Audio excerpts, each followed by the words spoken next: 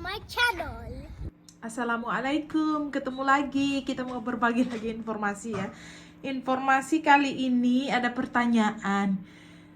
Kemarin ada yang nanyain, Kak, gimana kalau bikin adoption letter itu di UK?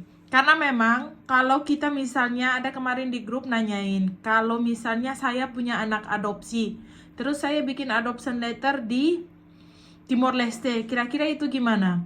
Kemarin sudah ada pengalaman yang di grup, yang di Bali Vista Group.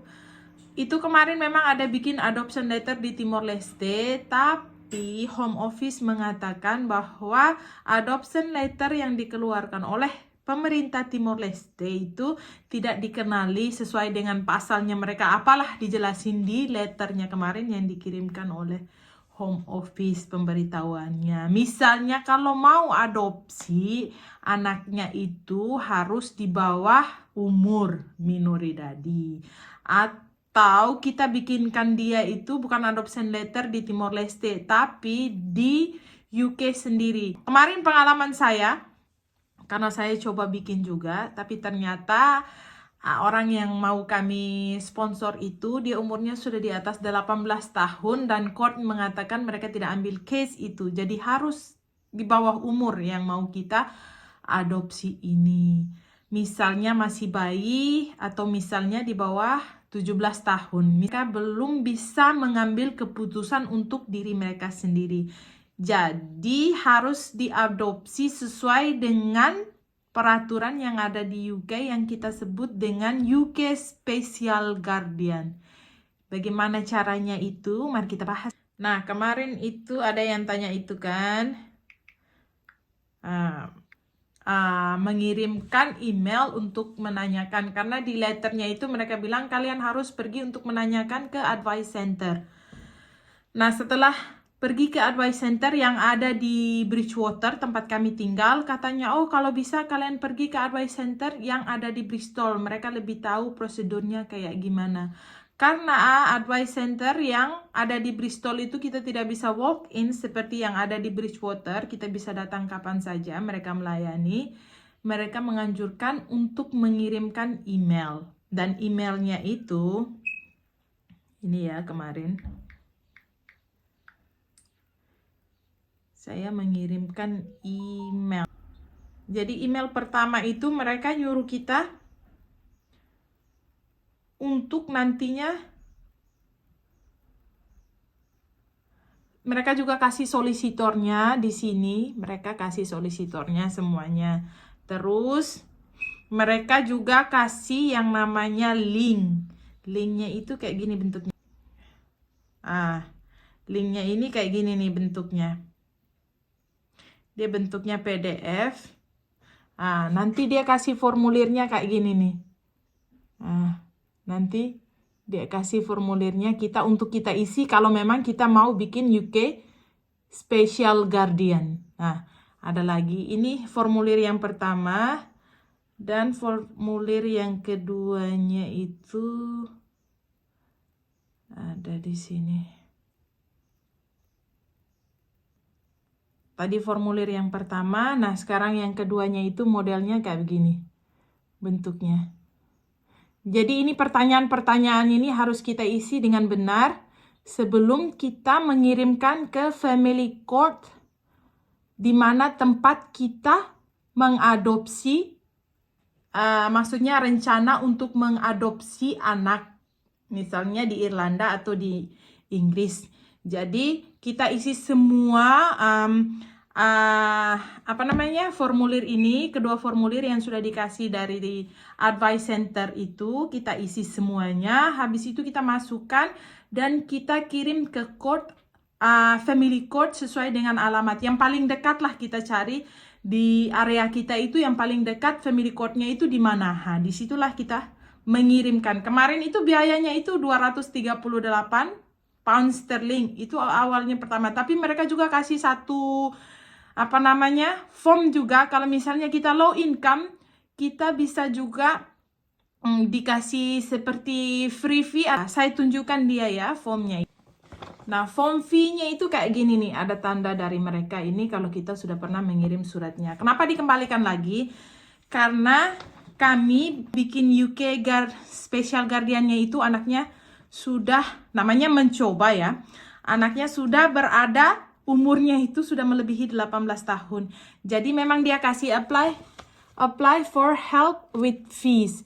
Jadi memang dia kasih semuanya. Biaya pertamanya itu seandainya mereka menolak, mereka tidak menerima lagi kasus case-nya kita ini karena anaknya udah melebihi umurnya tidak sesuai, jadinya nanti mereka refund kembali uangnya.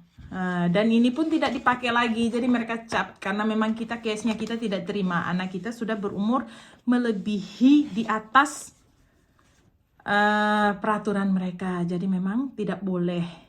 Yang harus kita adopsi atau kita bikin UK Special Guardian itu memang anak yang masih berada di bawah umur. Dengar pertama juga kemarin ada teman yang ngasih tahu, oh kamu ke kansil dulu, ngasih tahu 3 bulan sebelum kamu rencana mau mengadopsi anak. Sebelum 3 bulan itu kamu harus memberitahukan kepada kansil bahwa kamu mau mengadopsi anak. Kansil baru kita mengisi formulir tadi yang sudah saya tunjukkan.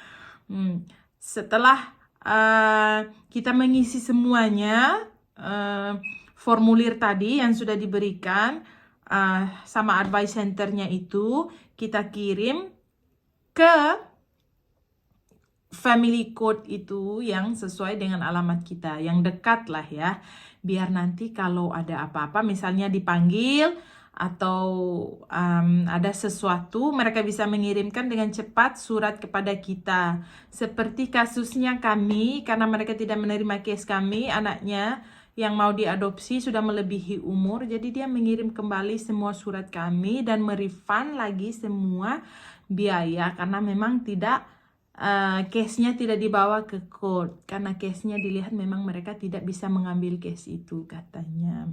Jadi kalau di Irlanda ataupun di Inggris ini ada yang mau bikin UK Special Guardian, yang pertama-tama itu pergilah dulu ke kansil, memberitahukan bahwa kita memang mau mengadopsi anak. Kemarin itu kayaknya itu teman saya yang ngasih tahu, tapi saya tidak sempat ke kansil, saya langsung mengeprint aja surat tadi, formulirnya tadi yang 2 itu. Udah gitu saya isi, saya tanda tangan semuanya, dikirim. Setelah itu mereka bilang case-nya tidak bisa diambil, sudah. Misalnya seandainya anaknya di bawah umur, case-nya diambil, pasti mereka nanti memberitahukan lagi step selanjutnya itu apa. Apakah kita akan pergi ke tribunal atau ke pengadilan, atau kita dengarkan saja keputusannya apa dari mereka. Kita boleh mendapatkan UK Special Guardian itu atau tidak sesuai dengan bukti-bukti yang ada. Nanti ditanyakan orang tuanya anak ini masih hidup, ada di mana, atau memang sudah ada persetujuan dari orang tua anak ini, memang kita mau mengadopsi anak ini. Jadi semuanya nanti tuh kayaknya di tribunal itu ditanyakan, karena memang di form itu juga sudah diberitahukan dan sudah ditanyakan pertanyaan-pertanyaan, nama orang tuanya, kenapa dia diadopsi oleh kalian, alasannya kenapa, apakah anak ini punya saudara atau tidak. Jadi semua pertanyaan itu sudah ada di form. Kalau memangnya dipanggil ke tribunal, paling setidaknya pertanyaan itulah yang nanti akan ditanyakan kembali kepada kita.